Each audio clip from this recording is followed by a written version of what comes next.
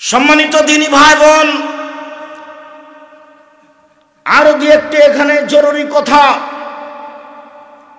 অন্তত 2 রাকাত সালাত আদায় করুন রাতে, অন্তত সময় নির্ধারণ করে দিচ্ছি। রাসূল সাল্লাল্লাহু আলাইহি ওয়াসাল্লাম যেভাবে বলেছেন, আয়েশা রাদিয়াল্লাহু তাআলা আনহা বলেন, কানান নবী সাল্লাল্লাহু আলাইহি ওয়াসাল্লাম ইসাল্লি মিনাল লাইলি আন ইয়াফরুগা মিন সালাতিল ইশায়ে ইলাল ফজরে 11 রাকাত।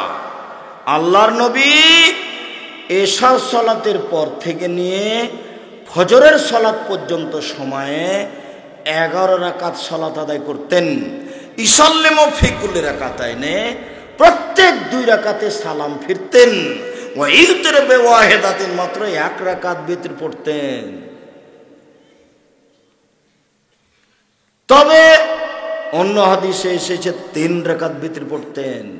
তবে অন্য হাদিসে এসেছে 13 রাকাত সালাত আদায় করতেন, তখন 5 রাকাত বিতর। বিতরে 1 রাকাত একটানা, 3 রাকাত একটানা, 5 রাকাত একটানা, মধ্যে কোনো আত্তাহিয়াত নেই, একটানা। তবে সালাত রাতের বার দাঁড়াবে গিয়ে 8 রাকাত।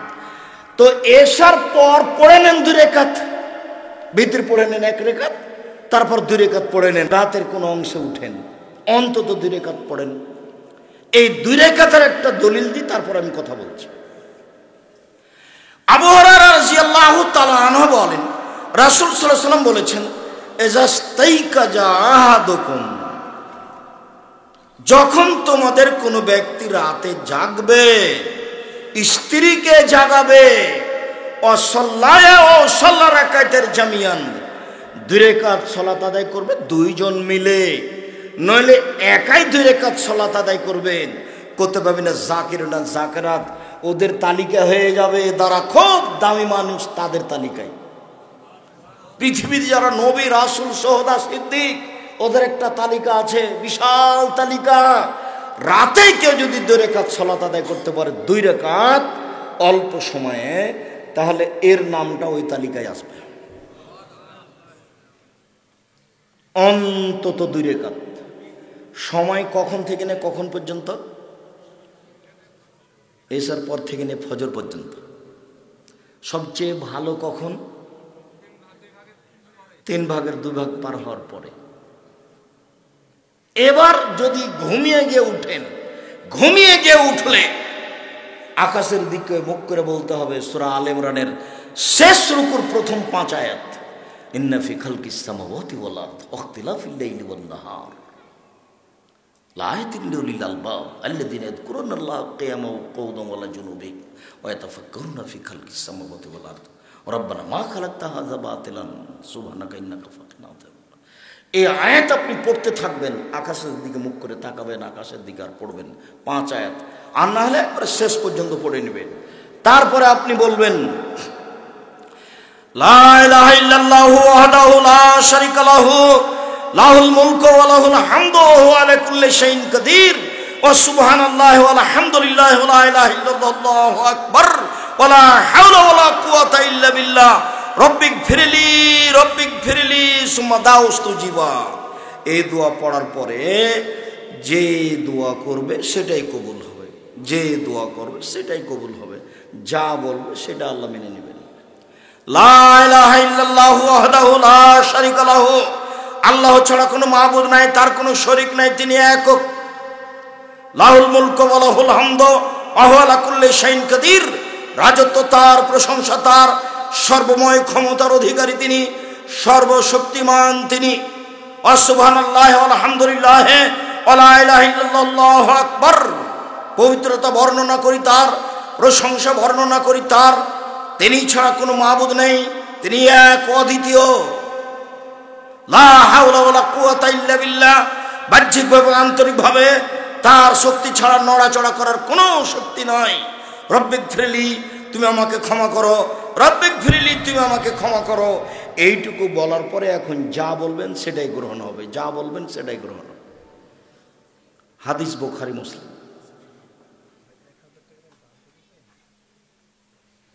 এছাড়াও লম্বা দোয়া আছে, ওটা যদি পড়তে পারেন ভালো।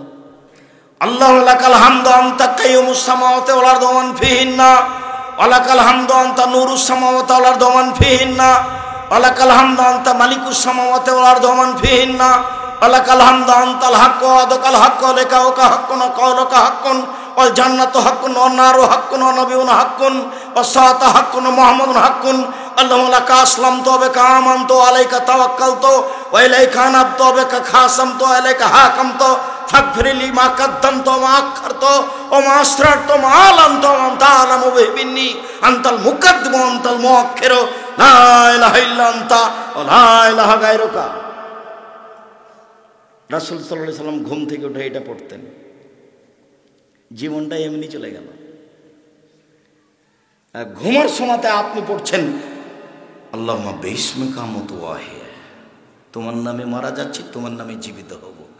এইটাই মনে থাকে না, কত ছেঁচড়া মেচড়া করে দিনটা পার করছেন, গল্প গুজার মাধ্যমে, গালি গোলজের মাধ্যমে, এটাই মনে থাকে না। আল্লাহ রাসূল ওযু করার পরে ডান কাতে শুয়ে যেতেন, তারপর বলতেন আল্লাহু লাকা আসলামতু ওয়া বিকা আমানতু আল্লাহুম্মা আসলামতু লাকা আল্লাহুম্মা আসলামতু ওয়াজহাতু ওয়াজহি ইলাইকা ওয়া ফাওয়াজতু আমরি ইলাইকা ওয়ালজাতু জাহরি ইলাইকা রাগবাতান রাহবাতান ইলাইকা লা মালজা ওয়া লা মানজা মিনকা ইল্লা ইলাইকা আমানতু বিকিতাবিকা আল্লাযী আনজালতা ওয়া নাবিয়্যিকা আল্লাযী আরসালতা। এই দোয়া পড়ে আল্লাহ রাসূল ঘুমাতেন ডান কাতে। আপনাকে এমনি মনে হচ্ছে নাকি? রাসূল সাল্লাল্লাহু আলাইহি সাল্লাম রাত্রে ঘুমানোর পূর্বে সূরা মুলক পড়তেন। সূরা মুলক 30 আয়াতের। মুলক নাম শুনেছেন? সূরা মুলক পড়তেন। কবরের শাস্তি হবে না 4টা কারণে। 1, রাতে মুলক সূরা পড়ে যে তার শাস্তি হবে না কবরে। 2, জুমার দিন মারা গেলে কবরে শাস্তি হবে না। 3, পেট ব্যথায় মারা গেলে কবরে শাস্তি হবে না। 4, শহীদ হয়ে গেলে কবরে শাস্তি হবে না।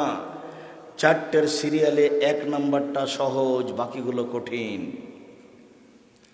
1, প্রতি রাতে ঘুমানোর সময় সূরা মুলক পড়লে কবরে শাস্তি হবে না।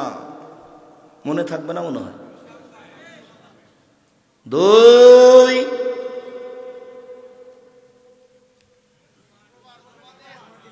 জুমার দিন মারা গেলে কবরে শাস্তি হবে না। জাযাকাল্লাহ খাইর, বারাকাল্লাহ। 3, পেট ব্যথায় মারা গেলে কবরের শাস্তি হবে না। 4, শহীদ হয়ে গেলে কবরে শাস্তি হবে না। বারাকাল্লাহ, জাযাকাল্লাহ খাইর। যারা মনে থাকবে না তারা খালি বলবেন কি গো, কি 4টা, কি। তো 4টা মনে না থাক সেটা চিন্তা করতে হবে না, একটা থাকলে হলো। সেটা কি? সূরা মুলক, যেটা সহজ, যেটা পারা যাবে, যেটা আয়াতের ভিতরে আছে। বাকিগুলো অনেকখানি আয়াতের বাহিরে, ইচ্ছা করলে সবটা হয়ে উঠবে না। আর 1 নাম্বারটা সহজ আছে, জীবন বাজি রেখে চেষ্টা করেন পড়ার। জীবন বাজি রেখে কত ঝামেলা, ছেলের, মেয়ের, দেশের, জনগণের, রাষ্ট্রের, নিজের, মানে ঝামেলা, মারামারি, হইচই, দাঙ্গা মাহাঙ্গামা, খাওয়া, নাতি নাতনি, পোতা পুতিন, একবারে কত যে লেগে আছে। খালি পড়তে বসেছেন আর নাতি লাভ দিয়ে কোলের উপরে উঠে গেছে, কোরআন মাজিদের উপরে উঠে গেছে, তখন ওকে সামলাতে সামলাতে বন্ধ করে দিয়ে শুয়ে গেলেন রাত পার। কত ঝামেলা নেবেন আপনি? তার নাম হচ্ছে আফজালুল মুজাহিদ।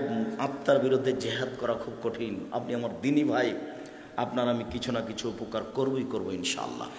রাসূল সাল্লাল্লাহু আলাইহি সাল্লাম বলেন, পৃথিবীর মানুষ মনে রেখো, মান সাররাহু ইস্তাজিব আল্লাহু লাহু ফিস সাদায়েত ফাইকসরা ফির রাখায়।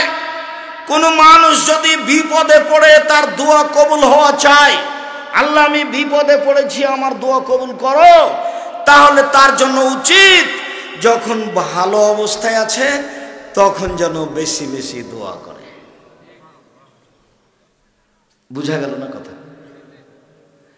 খুব বিপদে পড়েছি তখন যেটা বলছি সেটাই শোনো, যেটা বলছি সেটাই শোনো। এরকম করতে হলে কি করতে হবে? ভালো অবস্থায় দোয়া করতে হবে। আনাস রাদিয়াল্লাহু তাআলা আনহু বলেন, রাসূল সাল্লাল্লাহু আলাইহি সাল্লাম বলেছেন, লা ইয়াসালু আহাদুকুম হাজাতাহু কুল্লাহু হাত্তা ইয়াসালহু সিসানা আহলি জানকাতা। তোমাদের প্রত্যেক ব্যক্তি আল্লাহর কাছে যেন সব কিছুই চাই, যা প্রয়োজন, টাকা পয়সা, গাড়ি বাড়ি, জমি জায়গা, স্ত্রী বউ ছেলে মেয়ে সব আল্লাহর কাছে চাই। এবার নিচে নামতে লাগলেন, চাইতে চাইতে চাইতে চাইতে স্যান্ডেলের ফিতে যদি ছিঁড়ে যায় সেটাও যেন আল্লাহকে বলে যে স্যান্ডেলের ফিতেটা ঠিক করে দাও। এই কথা কিন্তু আল্লাহ রাসূল স্যান্ডেলের ফিতা বলে বলেননি, এইটা বলে বলেছেন যে কম থেকে কম, সই থেকে সই, সূচ থেকে সূচ, দা থেকে দা, কুড়াল থেকে কুড়াল, আগুন থেকে আগুন, ম্যাচ থেকে ম্যাচ, যেটার একেবারেই কম দাম সেটাও কার কাছে চাইতে হবে? ম্যাচটা কিনতে বের হয়েছেন তখন বলতে হবে আল্লাহ ম্যাচটার একটা ব্যবস্থা করে দিও, দোকানে যেন থাকে। সামান্য যদি দেখেন যে দোকানও নাই, দোকান বন্ধ, দেখছেন বাড়ি তো নাই, এখন আর এটা নেওয়া পারবেন না করতে, চাইলেন কিন্তু সামলাতে পারবেন না, অথচ অল্প। এই জন্য ওখানে চাইতে হবে এটা সহজ করে দাও। আমি না বুঝে আমার জীবনটা পার করে দিলাম, আমি আপনার কিছু না কিছু উপকার করবই করবো ইনশাআল্লাহ। আপনি আমার দিনী ভাই, আপনি আমার দিনী বোন। আবু হুরায়রা রাদিয়াল্লাহু তাআলা আনহু বলেন, রাসূল সাল্লাল্লাহু আলাইহি ওয়াসাল্লাম বলেছেন, ইস্তাবজিলিল আদমা লাম ইয়াদুবে ইসমিন আও কাতিয়াত রাহিমিন। মানুষের দোয়া কবুল হবে, তবে তিনটা কারণে হবে না। এই ছেলে, এদিকে খেয়াল করো, গায়ে হাত দিয়ে বসে আছো নাকি? তোমার আর আমি বেশি দেরি করতে চাচ্ছি না, আমিও খুব ক্লান্ত, কাছাকাছি চলে এসেছি। থামো, উপস্থিত বৈঠকের মুসলিম বোন থামেন, মুখ বন্ধ করেন, এদিকে খেয়াল করেন। আপনি তিনটা কারণে দোয়া কবুল হবে না। এক, বে ইসমিন, পাপের দোয়া করলে কবুল হবে না। বলছেন আল্লাহ চুরি করছে কেউ যেন না দেখে, বলছেন আল্লাহ জেনা করছে কেউ যেন না দেখে, এরকম দোয়া কবুল হবে না। দুই, কাতিয়াত রাহিমিন, সম্পর্ক ছিন্ন করা দোয়া কবুল হবে না। শ্বশুর বাড়িতে গেছিলেন, টাকা আনবো মনে করে টাকা দেয়নি, তখন বউকে বলছেন আল্লাহ যেন তোর বাপের বাড়ি আর কোনোদিন না নিয়ে যায়। এটা হলো সম্পর্ক ছিন্ন করার দোয়া। সব ঝামেলা বিবাহের সময়তে শ্বশুরের সাথে লাগায়, এইসব মানুষগুলোর স্বভাবই খারাপ। আপনি কোনোদিন করেছেন নাকি? এই ছেলে, শ্বশুরের বাড়িতে দেওয়ার স্বাদ রাখবেন, নেওয়ার স্বাদ রাখো না কোনো দিন। বিবাহ করার পরে তোমার শ্বশুর যা দাইয়ে পাঠিয়েছে সব ফেরত দাও। তোমাদের এই এলাকা থেকে একদিন একটা লোক গেছে, সে উত্তরাধিকার সম্পর্কে, অংশ বন্টন সম্পর্কে সে একটা জ্ঞান অর্জন করতে চায়। তা আমাকে গিয়ে বলছে আপনার ইন্টারভিউ নিতে এসেছি। তা আমি একটু হেসে উঠলাম, ভাই কী ব্যাপার? তো কিছু উত্তরাধিকার ওরাসাত জিজ্ঞাসা করলো, সূত্রে জিজ্ঞাসা করার পরে আমাকে বলছে যে আপনার আব্বা মারা গেছেন না বেঁচে আছেন? মারা গেছে। তা আপনার জমি জায়গার খবর কি? তখন আমি বললাম যে আমার বাপকে মাটি দিয়ে আসার পরে, জমি ভাগ করার পরে আমরা খাওয়া দাওয়া করেছি। যদি জমি আমি এক একটু চিনি, আমার ছোট ভাই চিনেই না, আজও নয়। ও বরিশাল মডেল কলেজের শিক্ষক, আর আমি এক একটু টুকটাক করে জমি জায়গা চিনতাম। ও আমার ভগ্নিপতির বোনেরা করে, ওরা আমরা কোনো হিসাবই করি না। ভাগ তো বহুদূরের কথা, তবে শরীয়ত অনুযায়ী সেদিন ভাগ করে দিয়ে একটা হিসেব দিয়ে আমরা রাতে খাওয়া দাওয়া করেছি। আর আপনার বাপ মারা যাওয়া 10 বছর হয়ে গেল, আপনি এখনো আপনার বোনকে জমি দেননি। কি অধিকার আপনার এখানে? আপনার বাপের 3 বিঘা জমি, আপনি নেবেন 2 বিঘা, আর আপনার বোন নেবে 1 বিঘা। তা আপনি কি সকালে নেবেন, আপনার বোন বিকেলে নেবে, এরকম না একসাথে? আপনার বাপের জমিগুলো যখন আপনি আর আপনার বোন যখন ঘুরছিলেন, থাকছিলেন, তখন আপনার বোনও বলছিল যে এগুলো জমি আমাদের, আপনিও বলছিলেন যে এগুলো জমি আমাদের, এভাবে বলছিলেন না? ভাই বোন যখন জমির পাশ দিয়ে হাঁটছিলেন, তখন আপনার বোনও বলছিল যে এই জমিগুলো আমাদের, আপনিও বলছিলেন এই জমি আমাদের। তো আপনার বাপ মরার পরে ওই বোন আর বলবে না নাকি? এরকম হলো কেন? এই লোক হলো কুকুর শ্রীগালের চেয়ে খারাপ। বক্তব্যে বলা আছে এ লোক কুকুর শ্রীগালের চেয়ে খারাপ। আর তোমাকে বলেছি যে আব্বা জমি দিয়ে দেন, ফুপুর জমি মেরে খেয়ে আমরা পরকাল হারাতে রাজি নেই। ভাগ্য নিয়ে এসেছি, ভাগ্য রেখে আসেনি, ভাগ্য নিয়ে আসেনি, ভাগ্য নিয়ে এসেছি, ভাগ্য রেখে আসেনি। আব্বা ফুপুর জমি নিয়ে পরকাল হারাতে রাজি নেই, আপনি ফুপুকে আজকে দিয়ে দেন। কি করে খাবো? ভাগ্যে যেটা আছে সেটা করেই খাবো। 3, ওয়ালাম ইয়াস্তাজিল, তাড়াহুড়া না করলে, তাড়াহুড়া করলে দোয়া কবুল হবে না। তখন সাহাবীগণ বলছেন মাল ইস্তিজাল, তাড়াহুড়া কি জিনিস? আগের দুটো বুঝেছি, এক, পাপের জন্য দোয়া করলে কবুল হবে না।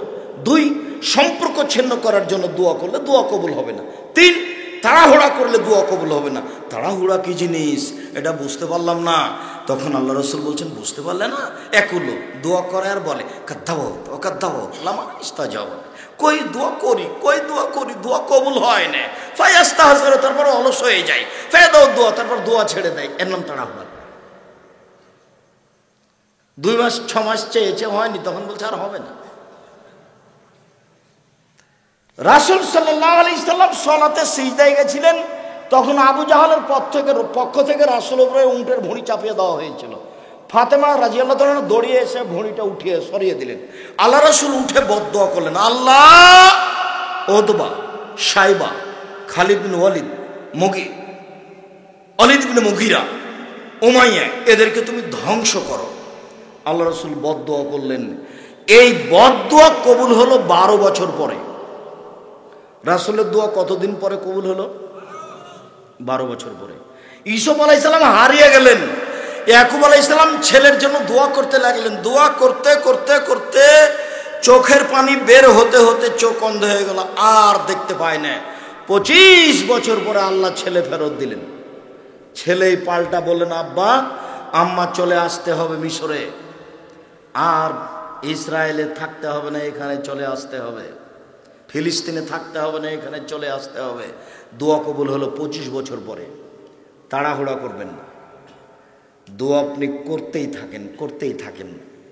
সম্মানিত দিনী ভাই বোন, আলোচনার শেষে এসে বলছি, অন্তত আজকের জন্য রাসূল সাল্লাল্লাহু আলাইহি সাল্লাম বলছেন, দাওয়াতুল লিআখিহি বিজাহিল গায়ব মুস্তাজাবাতুন। কেউ যদি কারোর জন্য দোয়া করে তাহলে এই দোয়া কবুল হবেই।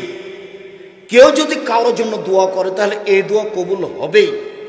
বাপ মায়ের দোয়া কবুল হবেই, মাজলুমের দোয়া কবুল হবেই। যে জেলে আছে ও মাজলুম, এক, আপনি আমার জন্য দোয়া করছেন, এই দোয়া কবুল হবে। কেন? আপনার মাথার পাশে একজন ফেরেশতা আছেন। যতবার আপনি বলছেন আল্লাহ তুমি আব্দুর রাজ্জাক সাহেবকে হেফাজতে রাখিও, ততবার ফেরেশতা বলছেন আমিন, আর বলছেন অলাকা বিমিসলিন, তুমি তার জন্য যা বললে তোমার জন্য তাই, তুমি তার জন্য যা বললে তোমার জন্য তাই। আমি আপনার জন্য দোয়া করলাম, তখন ফেরেশতা আপনার জন্য দোয়া করলেন, আমার জন্য দোয়া করলেন। বুঝা যায়নি কথা? আমি আপনার জন্য দোয়া করলাম, তখন ফেরেশতা আমার জন্য দোয়া করছে। কিন্তু আমি দল করি যে যার জন্য মনে হয় ওর জন্য দোয়া করবো, ও আরো বিপদে পড়লে ঠিক আছে, ঠিক আছে, ঠিক আছে। হ্যাঁ, এই জন্য আমি অনুরোধ করেছি, নিজে উপার্জন করেন হালাল রুজি, কে কি করছে এটা দেখতে চায় না, সাথ দিতে হবে। একটা সিগারেটের জন্য সারাদিন এভাবে নেচে বেড়ালেন, এটা হলো? আর একজনের ব্যাগ বহন করলে সারাদিন আহাল পরিবার বাদ দিয়ে, ছেলে মেয়ে বাদ দিয়ে, আমি 1 মিনিটের জন্য এটা করতে পারবো না, করিনি কোনোদিন, এটা করতে পারবো না।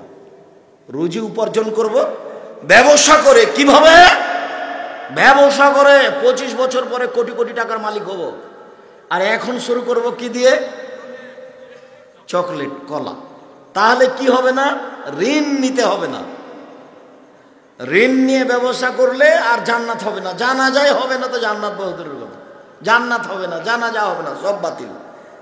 ব্যাংকে চাকরি করে, সরকার লোন দিয়েছে, বাড়ি একটা বানিয়েছে 5 তলা, কত যে খুশি, বউ খুশি, বেটা খুশি। মেয়ে বিবাহ দেওয়ার জন্য প্রস্তুত, একটুকু বুঝলো না যে আর জানাজাই বাতিল, জানাজাই হবে। জীবনে লোন নিয়ে কিছু করিয়েন না, বাড়ি গাড়ি জমি জায়গা কিছু করিয়েন না, ব্যবসা বাণিজ্য অল্প পয়সা দিয়ে ব্যবসা করেন, দিন রাত দোয়া করেন, ব্যবসা করে উসমান রাদিয়াল্লাহু তাআলার মতো ধনী হব ইনশাআল্লাহ। নিজের উপকার করব, জাতির উপকার করব, এই চেষ্টা করেন। আর দিন রাত আল্লাহর কাছে প্রার্থনা করেন। সম্মানিত দিনী ভাই বোন, আমি আপনাদেরকে বিশেষ প্রার্থনার উপরে সংক্ষিপ্ত আলোচনা করে পরকালমুখী হওয়ার জন্য অনুরোধ জানাচ্ছি। ছেলে, আমি দোয়া পড়ি তারপরে। সম্মানিত দিনী ভাই বোন, আজকে সংক্ষিপ্ত আলোচনা বিশেষ প্রার্থনার উপরে করে আপনাকে আমি আন্তরিকভাবে পরকালমুখী করতে চেয়েছি। আপনি আপনার প্রয়োজনীয় জিনিসগুলি আল্লাহর কাছে বলেন, আল্লাহ সহজে আপনাকে দিয়ে দিবেন। তবে রাত 12টার পরে করবেন সব দরজা খোলা, তবে দিন 12টার পরে করবেন সব দরজা খোলা, তবে আজানের পরে করবেন সব দরজা খোলা, তবে রাত 2টা পার হওয়ার পরে করবেন সব সময়, তখন সব কবুল হবে। এই সময়গুলি খুব গুরুত্বপূর্ণ সময় দেওয়া আছে আইনে রাসূল সাল্লাল্লাহু আলাইহি ওয়াসাল্লাম দোয়া অধ্যায় বইয়ে। সম্মানিত দিনী ভাই বোন, আন্তরিকভাবে জামিয়া সালাফিয়ার জন্য দোয়া করার অনুরোধ রেখে, জামিয়া সালাফে যদি কোনোদিন সম্মেলন হয় তাহলে যাওয়ার অনুরোধ রেখে, যেসব বই পুস্তকগুলি আছে, আব্দুল্লাহ কথা বলা চলে গেছে, মিন্নাতুল বারি, আব্দুল্লাহর ব্যতিক্রম বুখারীর ব্যাখ্যা মিন্নাতুল বারি, এছাড়া উপদেশ বই যদি থাকে দেখেন, অতীব গুরুত্বপূর্ণ বই উপদেশ বই। আর সলাতের উপরে বই যেটা নতুন বের হয়েছে পোশাক, নতুন একটা বই বের হয়েছে পেশা পোশাক। আর এছাড়া ক্যালেন্ডার আছে, সকাল সন্ধ্যার দোয়া দেওয়া আছে সিরিয়াল, সারাদিনের দোয়া দেওয়া আছে সিরিয়াল, 50 টাকা মূল্য। আমার দিনী ভাই বোনকে সবাকেই বইগুলি সংগ্রহ করার জন্য অনুরোধ জানাচ্ছি। আমি সবাকেই দিনী ভাই বোনকে স্টেজের বাম দিক থেকে বইগুলি সংগ্রহ করার অনুরোধ জানিয়ে আমি কিছু প্রশ্নের উত্তর দিচ্ছি।